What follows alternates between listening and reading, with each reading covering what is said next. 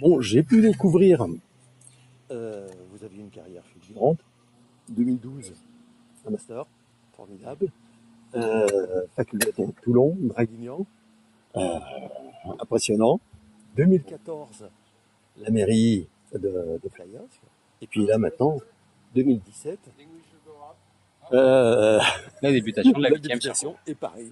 et Paris. Donc forcément, la perche, je vous l'attends maintenant, quelle sera la prochaine étape?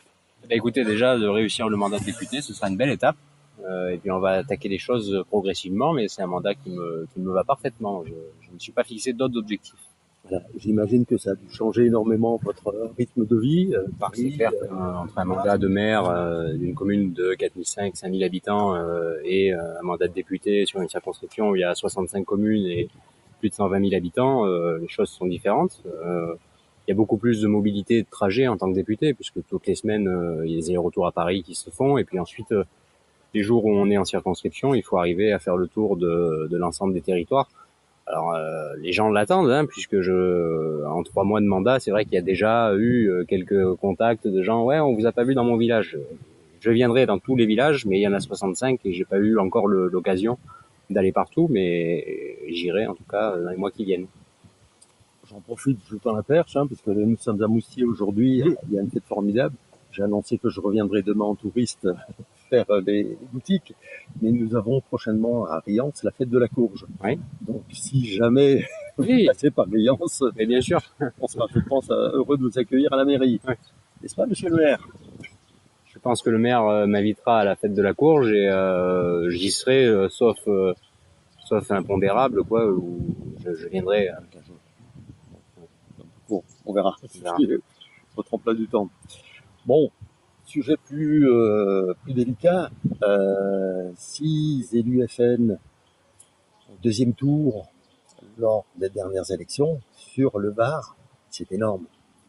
Une désaffection des votes, c'est aussi là pour moi catastrophique.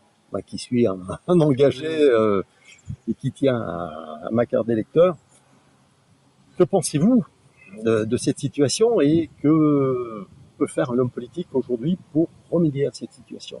Écoutez, moi, ce que je retiens surtout, c'est qu'aux dernières élections législatives, il y a eu des candidats FN au second tour, mais on a eu en tout cas 6 députés La République En Marche ou affiliés à la République En Marche, en MoDem, qui ont été élus, 2 députés républicains, et donc je crois que les partis républicains ont encore tiré leur épingle du jeu. Maintenant, que faire pour enrayer la montée du Front National? Mais je crois que c'est la démarche qui a été initiée par Emmanuel Macron, c'est d'essayer de rapprocher la politique des citoyens. Je rappelle quand même que pendant plus d'un an, ou pendant un peu plus d'un an, il y a eu une grande concertation avec des porte-à-porte qui ont été effectués au sein d'En Marche. Le programme a été construit dans les comités pour remonter ensuite vers le national. Donc la démocratie participative a fonctionné. Et d'ailleurs, ce qui fait que ça a marché, c'est que les gens l'attendaient, de pouvoir enfin se réapproprier la chose publique. Et ça a été fait au sein d'En Marche. Je crois que maintenant, l'enjeu, c'est d'arriver à continuer sur cette dynamique-là. On a maintenant des élus La République En Marche. Il ne faut pas qu'ils oublient de garder ce lien avec les citoyens et avec les territoires. Et il faut que les comités, eux, continuent à travailler aux côtés des élus pour garder cette proximité avec les citoyens. Mais c'est comme ça qu'on enrayera la dynamique du Front National, comme ça, et avec des résultats, parce que je crois que les gens, ce qu'ils attendent, c'est surtout des résultats. Si dans 5 ans, on n'a pas de résultats, il est fort probable que le Front National fasse encore des scores importants sur le territoire national. Donc on a à la fois une obligation de résultats et une obligation de moyens aussi, et les moyens qu'on doit mettre en œuvre, c'est ceux qui ont été initiés au moment de la création du mouvement. Il faut qu'on les poursuive. Je vous avoue que moi, ce qui me fait le plus peur, c'est pas le Front National, c'est l'abstention. L'abstention, mais je crois que là aussi c'est lié, puisque si on arrive à avoir des résultats, le fait de combiner des résultats et une démarche participative fera que des gens qui ne croient plus à la politique aujourd'hui se la réapproprieront et reviendront dans le champ public. Maintenant, c'est vrai que c'est dramatique de voir des élections avec moins d'un citoyen sur 2 qui votent, mais quelque part, j'ai envie de dire que dans ce cas-là, il ne faut pas après venir se plaindre de la montée du Front National ou que les élus ne font pas leur travail. On a quelque part aussi les élus qu'on veut bien avoir. Voilà. Exact. Là, on se rejoint complètement. Je vais venir vous aborder le sujet des feux d'été. Alors, c'est passé, c'est polémiqué, on en a rajouté, etc. Moi, je voudrais aborder le problème autrement. Le maire de Seyon parle, par exemple, qu'il va perdre 50 000 euros de revenus au niveau de la mairie. Il parle d'un demi-million sur 10 ans, ce qui est à peu près exact. Où il fait une petite erreur, c'est qu'un chêne met à peu près 1 centimètre par an en termes de diamètre. C'est-à-dire que pour avoir du bois de coupe, il faut du 30 centimètres. Donc il faudra 30 ans. 30 ans, c'est un demi-million, 1,5 million de perdus pour cette mairie. Alors ça, c'est au niveau des mairies. Seulement, on a complètement occulté le privé, le particulier. Alors, vous connaissez la région, vous savez que ce sont de petits propriétaires, pas fortunés du tout, voire même dans des situations compliquées. Et là, je vais vous citer un exemple d'une retraitée qui a une parcelle de bois qui a brûlé sur Esparon. Chaque année, elle se faisait faire une coupe de bois pour sa réserve de l'hiver, et donc elle ne se chauffait qu'au bois. Cette année, elle n'a pas de bois. Elle va devoir forcément faire tourner les collecteurs, donc la facture d'électricité va exploser. Et aujourd'hui, une serre de bois, c'est 80 €, quoi. Voilà. Donc, elle est dans l'impossibilité, avec sa petite retraite, femme au foyer, etc., de subvenir à ce besoin. Mais on va se retrouver cet hiver avec des centaines de cas comme ça. Quel sentiment cela vous donne? Alors, déjà, j'aimerais, vous avez employé le mot, revenir sur l'aspect polémique qu'il y a eu. En effet, il y a eu une polémique. Bon, moi, j'ai eu contact avec Monsieur Boisgelin, avec les élus concernés, avec le maire de Seyon. Je l'ai appelé le soir même des incendies ou le lendemain. Monsieur Boisgelin le soir même. J'ai appelé également les sapeurs-pompiers, l'Union départementale de sapeurs-pompiers volontaires. Donc, je me suis préoccupé de la situation depuis Paris, puisqu'on était à Paris en session extraordinaire, mais je m'en suis préoccupé. Le travail a été effectué pendant que certains polémiquaient. Moi, j'étais au travail avec les ministres concernés, avec Brune Poirson, que j'ai appelé plusieurs fois, avec Christophe Castaner, avec qui j'ai eu des contacts également, avec le ministre de l'Intérieur. Je suis allé à Beauvau pour essayer d'échanger avec le cabinet du ministre de l'Intérieur sur les problématiques de sécurité civile. Brune Poirson reviendra dans le département du Var, puisqu'elle est venue sur la côte, c'est vrai, mais elle a annoncé à cette occasion-là qu'elle viendrait aussi dans les communes rurales qui ont été touchées par les incendies, donc elle reviendra à l'automne, et justement pour essayer d'avoir des tables rondes et trouver des solutions à ces problématiques-là. Les solutions, elles doivent être de deux ordres. Déjà, il faut arriver à gérer l'urgence et à gérer les dégâts qu'il y a eu pour les incendies de cet été, et il faut aussi arriver à faire davantage de prévention sur les feux de forêt pour éviter que ça se reproduise. Alors maintenant, il ne faut pas non plus promettre aux gens que l'État va arriver avec des centaines de milliers d'euros et va compenser l'ensemble des dommages qu'il a pu avoir. Pour le cas que vous évoquez de la dame qui a perdu sa coupe de bois, ce que je lui conseille, moi, c'est de se rapprocher de sa collectivité. Moi, en tant que maire, il m'arrivait régulièrement de venir en aide à des retraités ou des gens qui ont peu de moyens pour les aider à payer les factures. Quand c'est des cas exceptionnels comme ça, la collectivité peut aussi venir en aide à cette dame-là. Pour les autres propriétaires, c'est vrai que c'est des pertes d'argent. Maintenant, ça me gêne toujours un petit peu de ramener les feux de forêt à une perte purement financière. Et c'est un peu ce que je regrette dans le débat qu'il y a eu cet été, c'est que finalement, on a parlé beaucoup d'argent. Un feu de forêt, c'est aussi la nature, l'environnement qui est atteint. Je crois que c'est vraiment quelque chose de fondamental qu'on arrive à faire davantage de prévention autour des incendies, puisque la majorité des incendies sont quand même d'origine humaine, volontaire ou pas, mais d'origine humaine. Voilà. Est-ce que vous pourriez me renseigner, me dire le budget de cette semaine de feu en termes de sécurité, pompiers, avions? J'imagine que ça doit être énorme. Mais certainement pas les chiffres là. J'ai pas les chiffres exacts, c'est certainement plusieurs millions d'euros. Ça, voilà. C'est certainement. Mais la sécurité est gratuite, mais elle a un coût. Voilà. Il y a une autre polémique dans le département qui est celle de la contribution des communes au service d'incendie et de secours. Ça met bien en avant le fait que, en effet, il y a un coût de la sécurité. Il faut arriver à travailler à des solutions. Moi, quand j'ai échangé avec le cabinet du ministre de l'Intérieur, je leur ai proposé mes services sur ces sujets-là. Dans les mois qui viennent, on devrait travailler avec eux sur les problématiques de sécurité civile. Et je crois que toutes les solutions doivent être imaginées. Moi, quand j'étais sapeur-pompier, ou maintenant je suis au conseil d'administration du SDIS, il y a une solution qui pourrait voir le jour, c'est la fiscalisation des services d'incendie et de secours, exactement comme cela a été fait pour les inondations avec la taxe GEMAPI.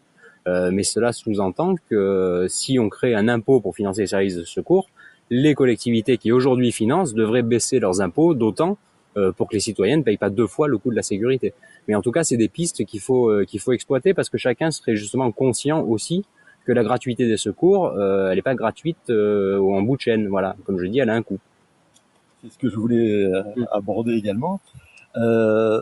Revenir à du traditionnel, c'est-à-dire, je n'aime pas le mot exploiter, mais l'exploitation de la forêt de façon C'est fondamental. Il faut qu'on est le deuxième département le plus boisé de France et on est un de ceux qui exploitons le moins notre forêt. Et quand elle l'est exploitée, elle l'est mal, puisque de plus en plus on voit maintenant des coupes blanches, c'est-à-dire que les propriétaires font couper l'ensemble des arbres qu'il y a sur une parcelle sans se préoccuper derrière de l'aspect écologique. Donc il faut qu'on arrive à la fois à mieux réglementer l'économie forestière, mais aussi à la développer sur le département du Var. Ça, c'est une évidence. Il y a un article qu'on prépare pour le mois prochain, c'est justement réhabiliter la forêt et créer dans le RPI une filière chèvrière avec des jeunes qui ont envie de s'installer parce que la chèvre, effectivement, elle débroussaille. Oui. Elle ne coûte rien, elle coûte moins cher que les Canadair et que les hélicoptères. Certainement. Cet été, ils font le travail gratuitement. Et le problème, c'est que ces jeunes, pour les installer, il faudrait derrière leur assurer une filière vraiment genre coopérative où lait, fromage, etc. pourraient être commercialisés. On a l'exemple au parc avec la ferme pédagogique qui a été fait, c'est du circuit court, c'est du bio, c'est de la qualité, voilà. C'est quelque chose à développer. Là, c'est le rôle aussi des élus locaux. Moi, je l'ai initié sur ma commune dans le PLU. On a prévu ce qu'il fallait pour développer l'activité agricole. On a signé une convention avec la Chambre d'agriculture. Ça se fait. Il faut qu'on arrive à développer ça. C'est une évidence. Et c'est un moyen aussi d'assurer notre sécurité, puisque quand les forêts sont exploitées par des agriculteurs, elles sont entretenues. C'est ce qui manque aussi aujourd'hui. Voilà. Alors, je vais vous citer un exemple. Je ne vais pas citer la commune. Je vais me faire encore des ennemis. Je connais une chèvrière qui, depuis 2 ans, a demandé à sa mairie l'autorisation de faire paître ses troupeaux et c'est refusé. Alors, donc, il faudrait, je suis pas au courant du dossier. Le maire a peut-être ses raisons de refuser. Il y a peut-être des démarches administratives qui sont compliquées. Mais en effet, il faut que les agriculteurs qui veulent travailler puissent être accompagnés par les collectivités. Justement, je pense qu'il y a un potentiel de création d'emplois et un marché à développer. Et surtout, le même investissement qu'on a eu pendant une semaine sur les feux, mis à du positif comme ça, en créant une filière et en installant des jeunes, je pense que là, c'est positif, c'est rentable. Ah oui, oui. La semaine de feu... Il faudra quand même assurer le financement des services de secours. Ce ne sera pas l'un ou l'autre. Non, mais je veux dire, on en aura beaucoup. Oui, ah oui, certainement. En termes d'incendie, on sera... Alors après, il faut aussi quand même dire une vérité, c'est que on est dans le département du Var. Ça faisait quelques années qu'on n'avait pas connu d'incendie, mais ce qui s'est passé cet été, finalement, n'est pas nouveau. Je dirais en 2003, c'est 10 fois plus de surface que ce qui a brûlé cette année qui sont partis en fumée. Donc il faut aussi, je dirais, relativiser les feux de forêt. Malheureusement, il y en aura encore. Ce qu'il faut, c'est faire en sorte que on fasse vraiment attention et puis laisser les secours faire le travail parce qu'il y a aussi un problème sur les feux de forêt avec les badauds. Voilà, donc il y a toute une démarche pédagogique à avoir. Et oui. Voilà, si vous permettez, j'ai un autre sujet. Là, on va finir. Et puisque vous revenez de Paris, vous avez peut-être des informations sur le sujet. Les fusions de communes. Reste sujet difficile, puisque moi j'ai tenté de l'évoquer en 2013 lors des municipales. Et c'était chaud. Mais bon, l'Allemagne, l'Angleterre, la Belgique, l'Italie l'ont fait depuis pratiquement 30 ans. Cette reconversion, à quand il faut faire attention dans les comparaisons, parce que les pays sont tous différents. On a une histoire différente déjà. On a également des systèmes d'organisation qui sont différents. L'Allemagne est un État fédéral, l'Italie est un État régional. Donc par exemple en Allemagne, les Länder interviennent sur la compétence des communes également, des compétences qu'en France appartiennent aux communes. Là-bas sont exercées par les Länder. En Italie, c'est la même chose avec les provinces. Donc quand on compare, il faut toujours faire attention. Maintenant, il y a énormément de communes en France, 36 000. Moi, je considère pas que ce soit en soi un problème, en fait. C'est pas en supprimant des communes qu'on fait énormément d'économies ou en regroupant les communes, puisque finalement, le service, il faut quand même l'assurer. Moi, ma doctrine là-dessus, c'est de laisser les élus locaux et les populations décider. Si demain, sur la 8e circonscription, il y a des communes qui ont envie de fusionner et que c'est une volonté de la part des élus et de la population, bah, ils trouveront en ma personne quelqu'un pour les accompagner sur ce sujet-là. Mais pour des communes qu'on forcerait à fusionner, je serais aussi avec elles pour lutter contre ce type de mesures-là. Après, il y a des endroits où ça se justifie, il y a des endroits où non. C'est vrai que quand on a des communes, et moins dans le département du Var, parce que dans le département du Var, il y a beaucoup de communes, mais en même temps, elles sont éloignées. C'est des territoires ruraux. Ça évite aussi aux gens de faire plusieurs kilomètres ou dizaines de kilomètres pour avoir accès aux services. Mais il y a des départements en France où vous passez d'une commune à l'autre en continuité d'urbanisation. Et là, c'est vrai qu'il y a des questions peut-être à se poser à ces endroits-là. Bien. Alors oui, notre fameux dossier de poubelle, tout le monde l'attend. Pour information, on a eu les factures qui sont arrivées au mois de juin, et donc qui sont en réalité pour un particulier de 365 €. La Comcom a pris à peu près 50 € sur cette facture, donc elle a été ramenée à 311. Mais les entreprises, elles, sont à 750 à peu près. Quand on réside sur la même communauté de communes, on cumule. Donc un chef d'entreprise se trouve à 1100 € de poubelle par an. Je pars en vacances, moi, avec un budget comme ça. Oui, bon, après, ils cumulent, mais en fait, oui et non, puisque l'entreprise est une personne morale, c'est l'entreprise qui paye. Et le plombier, l'artisan, le boulanger. Et il a aussi plus de déchets que la dame dont vous parliez tout à l'heure, qui est retraitée toute seule. Et voilà, donc c'est vrai que le coût est important, il faut s'en occuper. On sait tous qu'il y a eu un problème avec le lieu de stockage des déchets, donc ce problème est en phase de se régler. Ça a eu un coût pour le syndicat qui s'occupe du traitement des déchets, qui est pas franchement le seul responsable dans cette affaire-là non plus. Ce qu'il faut, c'est qu'on arrive à retrouver une situation saine à ce niveau-là, et puis derrière, je pense que le coût suivra également. Maintenant, il y a des questions qui se posent en ce moment sur des regroupements entre les syndicats. Moi, j'ai contacté l'ensemble des personnes. Le travail est en cours sur un sujet qui est quand même technique. Là, j'ai pas de solution aujourd'hui à vous apporter, puisque je me suis saisi du dossier au début du mois. J'ai pu en parler avec le sous-préfet de Brignoles. Enfin, voilà, faut qu'on trouve une solution, mais surtout, en fait, pour préserver l'évacuation des déchets déjà sur le secteur, puisque si on ne trouve pas d'endroit où stocker les déchets, les collectivités et les entreprises comme Pisorno seront un jour obligées d'exporter les déchets à Toulouse ou à Lyon, et ça posera quand même des difficultés là aussi au niveau du coût du traitement des déchets. D'ailleurs, Pisorno annonce la semaine dernière 75 € la tonne actuelle, et à défaut de solution, ce serait 50 € en plus. Ah oui. Donc il faut trouver des solutions avec le préfet. Là, il faut qu'on se plus d'augmentation. Là, c'est effrayant. Oui. Et Gina Servi, pour le citer, je pense qu'elle n'est pas prête de réouvrir à court terme. Donc, il faut déjà. Il va falloir 1 ou 2 ans, à mon avis, pour le remettre en activité. Sans doute, ce qu'il faut, c'est qu'on arrive à avoir une solution en interne du département, qui ne fasse pas exploser les coûts de l'évacuation des déchets. Et là, c'est vrai que c'est un vrai dossier qu'il faut qu'on arrive à travailler, mais l'ensemble des parlementaires, avec les services de l'État, les élus concernés, les entreprises concernées, arriver à trouver une solution qui au moins nous permette de passer cette crise-là, une solution pour 10 ans, et puis derrière envisager aussi davantage de recycler les déchets. Mais là, je lance aussi un appel aux citoyens, puisque il faut absolument qu'on soit davantage dans le département du Var à faire le tri sélectif. Les collectivités dépensent énormément d'argent pour permettre aux citoyens de le faire.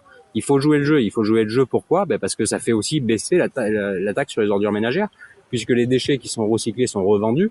Et donc forcément, ça réduit les coûts de l'évacuation des ordures ménagères. Et si on réduit les coûts, on peut se permettre aussi d'avoir des taxes d'ordures ménagères qui sont moins élevées dans le département du Var. C'est un cercle, encore une fois, comme on disait tout à l'heure pour la politique, le citoyen est aussi au centre de cette politique-là, et il faut qu'on arrive à recycler davantage. On l'a fait à la communauté d'agglomération dracénoise, puisqu'on est passé de 20% de déchets recyclés à 30% en même pas 10 ans. Donc c'est faisable, mais il faut que l'ensemble des acteurs concernés œuvrent dans le même sens. Là, je crois qu'on a un défaut de communication avec certains élus, donc on tente d'y remédier au travers du journal. On pourrait prendre connaissance, d'ailleurs, il y a une solution proposée, puisque j'ai un peu gratté, j'ai recherché, j'ai été voir ce qu'ont fait les autres communes, et ça c'est pour le numéro du mois prochain que je vous ferai parvenir. Et il y a une solution qui émerge là, c'est effectivement une petite centrale, puisqu'ils peuvent s'adresser à des particuliers, agriculteurs, etc., pour brûler carrément. C'est-à-dire faire un tri sélectif en amont, dans le dossier, et qui génère également de l'énergie. Alors le CIVED part dans la même optique, mais sur quelque chose de plus conséquent, mais lui ne serait opérationnel qu'en 2022-2024. Donc, ce qui pourrait régler aussi les problèmes d'approvisionnement électrique qu'on a sur le secteur. Hein. Toulon le fait, pourquoi pas le faire dans le haut du département, hein. Ça peut être une solution. Hein. Faire comment ça, le psychomètre à Toulon, qui le fait, on pourrait créer le nôtre aussi au-dessus de l'autoroute. Je vous invite à lire l'article. Vous avez les coordonnées des ingénieurs en question. Il n'y a pas que les Toulonnais qui savent faire. Hein. Non, mais justement, monsieur est sur Briolle. Et effectivement, on peut sortir du gaz ou de l'électricité derrière, et même accessoirement vider l'existant, ce qui serait pour Vinon, pour formidable. Ouais. Voilà. Mais je vous remercie de m'avoir reçu, avec plaisir, et d'avoir répondu à nos questions, et pour faire un bon papier. Ouais, ça marche. Voilà.